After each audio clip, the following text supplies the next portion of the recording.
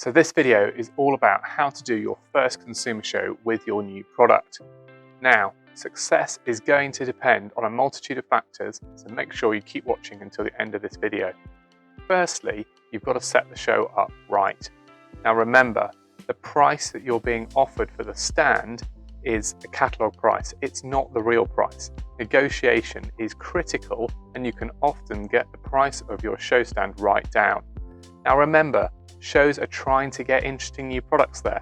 They're trying to ensure that when customers come to the show, they're seeing something they haven't seen before. Now this plays to your advantage because you've got something new in the market. So make sure you play to that and negotiate hard to get your stand space price right down. It's also worth bearing in mind that where you're positioned at the show is critical. So ask to see the floor plans, and then you can see where you are and where all the other brands, particularly of similar products, are located at the show. Now, it makes sense to be around products that are the same. This might seem counterintuitive, but for example, if you've got a new cot design and you are at a consumer baby product show, you want to be around the other cots because that's where people are going who want to buy a cot at the show. They haven't heard of your brand, they haven't heard of your product. They have heard of the other brands in the market, and so they'll be making a beeline for those stands to see what deals are on and all that kind of thing.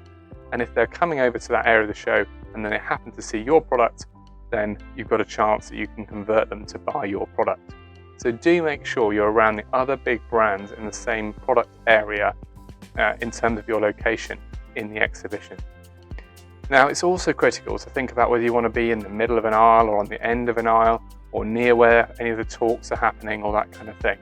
And generally speaking, you want to be as close as you can to any area where people are going to congregate. So a food area or a talk area or the end of an aisle. And what you don't want to do is find that everyone who's coming to the show is going around in a big circle and kind of missing you out because you're in the middle. You want to make sure you avoid that. And at the consumer shows we've done in the past, where we've done best is where we've had a big through flow of traffic and we've made sure that we're near one of the big aisles. So all of this happens before the show. And what can you do when you actually get there to increase your sales? Well, you need to think about what's going to attract attention, what's going to draw a little bit of a crowd. Can you demonstrate your product so there's some movement and there's some, maybe it makes a noise or there's something you can do that means that people go, okay, I'm going to go over and see what that is. And you may also want to think about how you can get people to come to the show specifically to see you through your social media, maybe some of your existing customers, or that kind of thing, to ensure there's a bit of a buzz around your stand, because that will then attract in other people. It might be you want to run a competition which encourages people to give you their details, because again, they have to then stand around the stand filling in a form or whatever, which again makes you look busy and draws in other people. It also gives you their details so you can contact them afterwards and set up email marketing campaigns and all those kind of ideas as well. Now, the other thing to think about is making sure that the people who are manning your stand are the right people for that job. So extrovert, high energy salespeople are what you need. And if that isn't you, then it might be best that you work with someone who can do that and who is really approachable and is quite happy going up to other people and asking them to come onto the stand and have a look at your product. Now that isn't me. I can very much sell the product that I've designed, and at consumer shows I've done very well, but I do struggle with that initial contact with people that I don't know at all.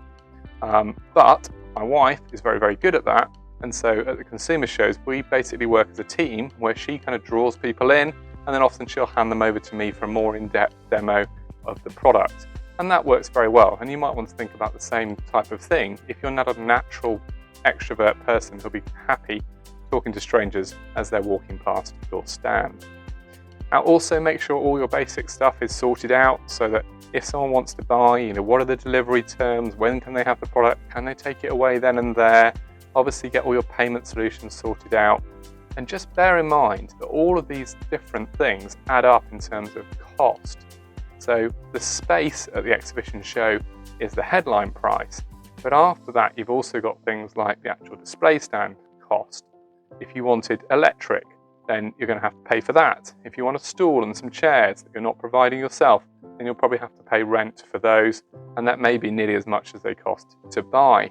These things can really add up. There may also be contributions you have to make to the show guide and all those kind of things. So when you're negotiating the price at the outset, just make sure you've got a complete all-in cost. Now, there's two different types of show stand that are worth talking about as well. One is space only, which, as it says, you get a piece of floor, normally with a carpet down, but that's it, and everything else you have to provide. And there's huge cost in doing that because you've got to pay for all the exhibition stands and the van to get it there and everything else.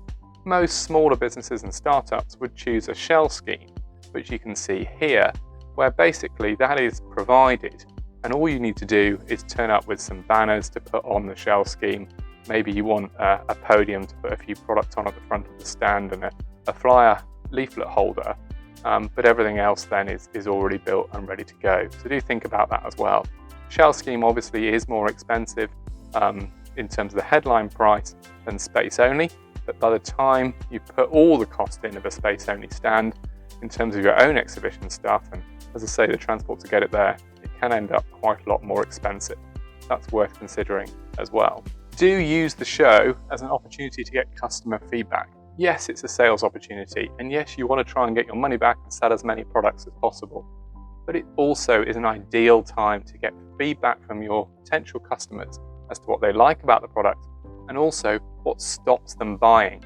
It's really difficult to get that information from a marketing focus group, but this is an ideal scenario where you can really start to understand your customers, their response to your messaging, their response to the product, and you can look for things that you can change and improve for your next generation of products to make your sales even higher.